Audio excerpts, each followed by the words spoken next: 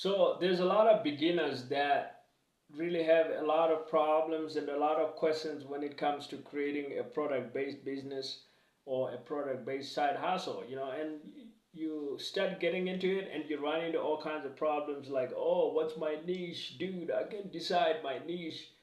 There's so many niches. I can go after real estate, realtors. I can go after car dealerships. I can go after chiropractors. I can go after e-com. I can go after beauty and fashion. I can go after XYZ, XYZ, and people just kind of keep on. And so they kind of get into this uh,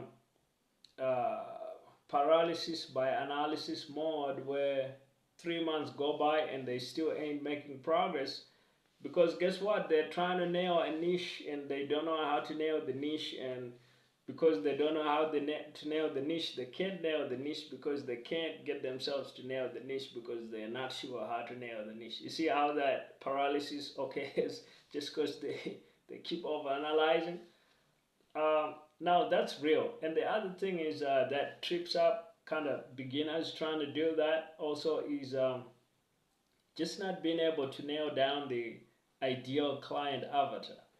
And you can get into all these kinds of buzzwordy jargon type things and concepts. What's my unique selling proposition? Ooh, don't get me started on unique selling proposition.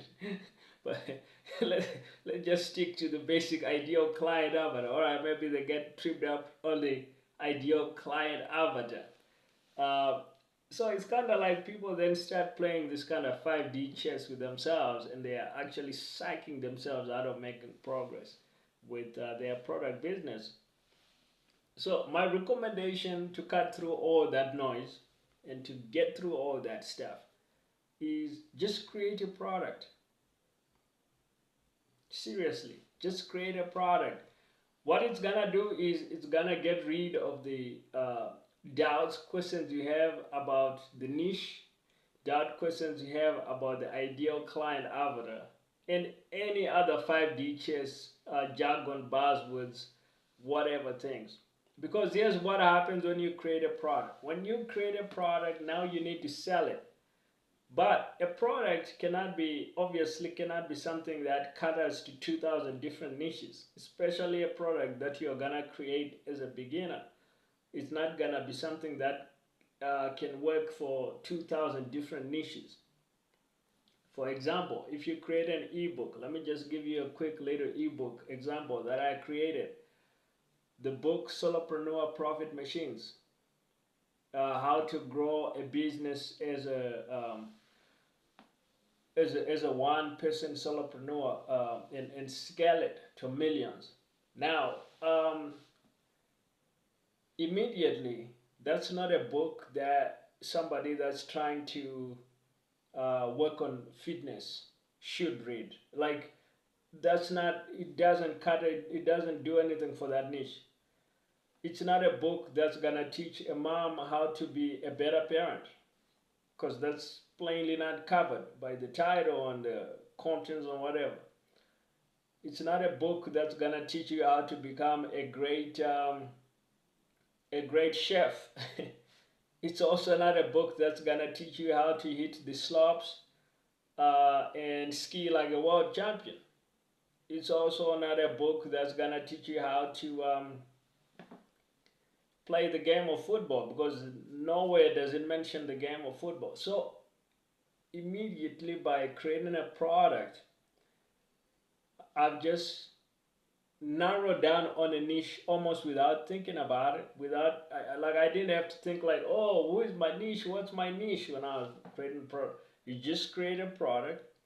The product, by virtue of its components and features, it's gonna appeal to certain niches and not to others. So, for example, this book can appeal to somebody that's trying to build an online business, can appeal to a solopreneur, can appeal to a guy that wants to do drop shipping. It can appeal to somebody that wants to do affiliate marketing. But it's not going to appeal to somebody that's trying to take a vacation to Thailand and see the best sites, because nowhere does it mention traveling to Thailand in that, in that book, and in the general schematic.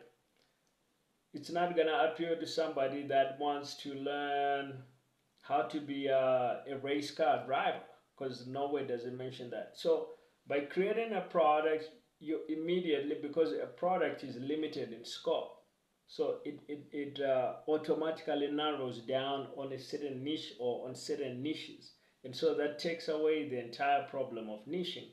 And now when it comes time to sell the product, you just need to figure out who is the kind of person that would find this product useful based on the actual features of the product.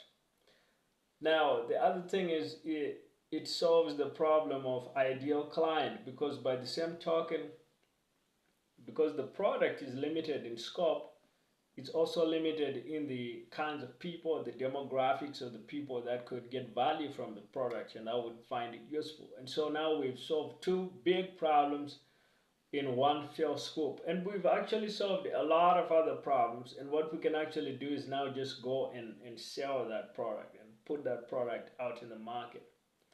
So there's a lot of thought and analysis and questions that can really trip you up and stop you from getting out there in the market. But what I suggest is to cut through all that, guys, with your product business, your product side hustle, your efforts at product, is just create a product and don't make it a big product. Create a small product, a tiny product, something that ideally you can create within 2 weeks or even 30 days. If you find yourself working on a product for like 5 months, you're probably doing it wrong. You're trying to create a product for the entire world. As a beginner, don't do that. When you're Elon Musk, when you're Jeff Bezos, fine. You can create AWS and create a product for the entire world. You can create Tesla and create a product for all the world.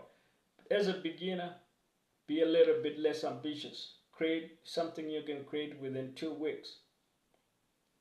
Create a small product and you solve all these big thought questions and you actually start making progress.